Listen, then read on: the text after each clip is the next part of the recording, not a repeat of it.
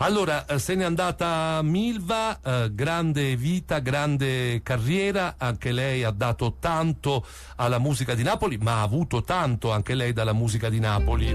Allora, questa è Mare Verde cantata da Milva, la rossa della musica italiana. Une campagne mare, mare verde, un golfo d'erba nascugliere fronde. E al telefono con noi c'è Mario Trevi. Mario, maestro, buongiorno. Ciao, buongiorno a tutti, come state? Bene? Noi bene, tu come stai? Vecchio lupo, come stai? Io ti seguo sui social, grazie a Salvatore, sei attivissimo e ti vedo in grande forma. Grazie, e a te ti ho chiamato il vecchio lupo. Senza pelo però. Senti, ma Mario, tu con Milva hai condiviso questa canzone nel giugno della canzone napoletana, che anno era? Il 1961? Esatto.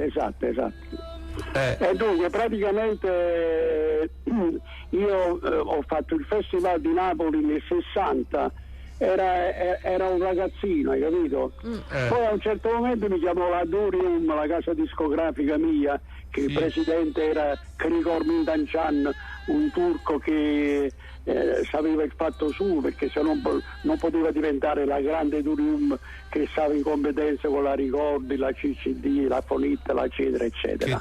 A questo punto mi chiamò e mi disse: senti, tu farai il Giugno Canora e canterai una canzone con Milva. Io avevo visto il Festival di Sanremo, no? Sì. Che lei vinse il terzo premio con Il mare nel cassetto. Sì. Poi venuta a Napoli il presidente della Durium Mintancian mi chiamò e mi disse: guarda, tu adesso non puoi dormire a casa tua per circa una settimana. E perché, signor Mintancian? Dice: perché andrai ad abitare dove abita in albergo la Milva. Sì. E perché? Dice: perché lei vuole che tu gli devi insegnare il napoletano.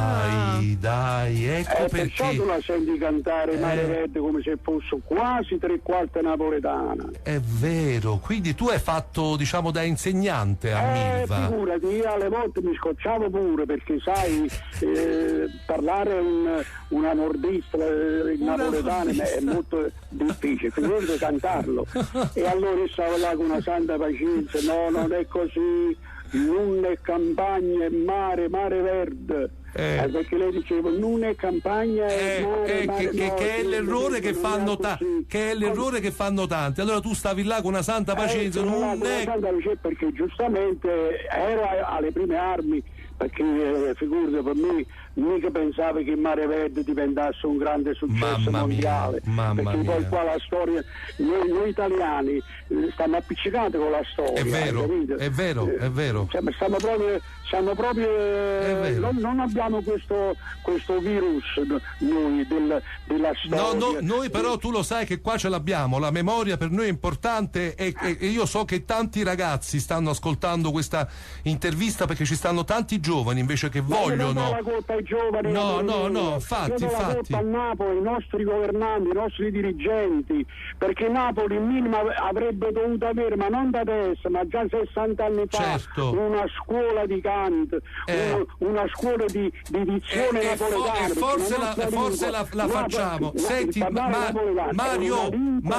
Mario, però io volevo tornare su Milva, no? Perché se n'è andata, e che donna era Milva? Ma io con Milva poi ci siamo sempre visti, incontrati. Figurati che io quando andavo in Citera a Milano, alla Durium, che stava ad Erba esattamente, gli studi di registrazione, mi fermavo a Milano e poi ci incontravamo, andavamo a mangiare io e lei, insomma, il vecchio Maurizio Cornate, se tu ti ricordi. Insomma, sei riuscita a farla diventare. A un ristorante che si chiamava chiamava La Tampa, che stava alle spalle di Dio, adesso non lo so se c'è più.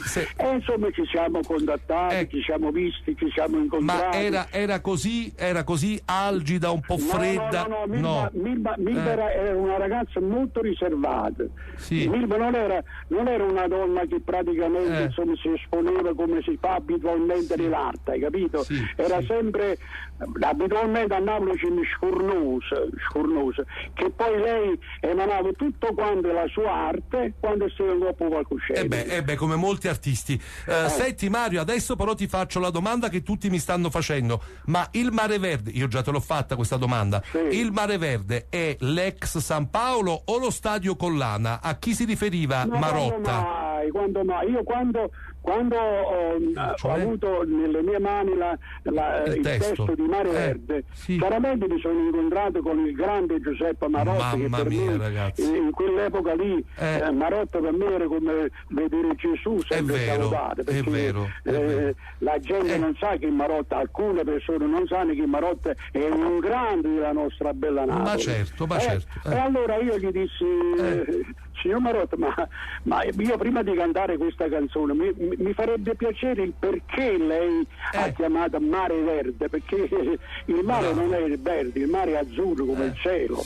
E allora lui mi ha detto, adesso te lo dico, io sono andato a vedere la partita al San Paolo e quando sono entrato lì, nei primi tempi il San Paolo è stato inaugurato, ho visto questo grande prato verde meraviglioso e ho detto, mamma mia, ma chi se ne pare un mare verde? E da lì mi sono messo in moto e è uscito questa Mare Verde. Sai che Marotta insomma è stato un grande autore, l'oro di Napoli profondo, perché sennò come si fa a dire dormono in bosco e cantano sorgente, si sconutreno sotto una montagna per sbagliare un vento, ma valendo che là. Ma poi come si fa a scrivere l'ombra te veste ma te spoglio solo? Mamma mia ragazzi, mamma mia, tremando passione tra stregno e spimmano, il Mare Verde c'è in grande e ci perde abbracciata così. Senti Mario, un pensiero per Milva, se potesse ascoltarti in questo momento cosa le diresti? Lei si metterebbe a piangere subito, perché lei era molto sensibile nella sua vita privata, perché io quando gli dicevo adesso lo posso dire perché ormai stanno facendo tanto in televisione, no? Tutto quello che stanno facendo adesso i signori Mamma Rai l'avrebbero dovuto fare quando era in vita. Bravo Mario, bravo. Perché lei praticamente si è allontanato dall'Italia perché non ce la faceva a combattere in mezzo a queste burocrazie che ancora oggi esistono nella televisione nazionale. Ma che burocrazie? Politica, lottizzazione, clientelismo, raccomandazioni, quale burocrazia?